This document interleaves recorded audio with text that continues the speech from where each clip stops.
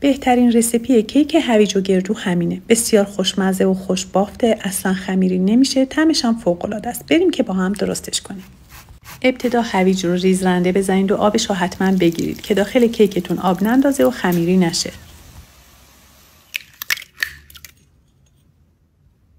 تخم مرغ‌ها رو همراه وانیل و شکر حدود 5 دقیقه با همزن برقی میزنیم تا حجیم و کشدار بشه. روغن مایه رو اضافه و 30 ثانیه دیگه هم میزنیم.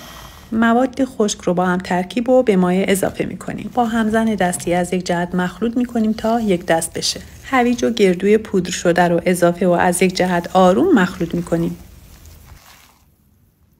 قالب کیک رو با روغن جدا کننده خوب چرب کنید و مایه رو بریزید داخلش. بذارید داخل فر با دمایی که تو کپشن براتون نوشتم بپزه. حتما با سیخ چوبی تست کنید، اگه مواد بهش نچسبید آماده است. از قالب خارج کنید، بذارید کاملا خنک شه، بعد برش بزنید و نوش جان کنید. امیدوارم درست کنید و از خوردنش لذت ببرید.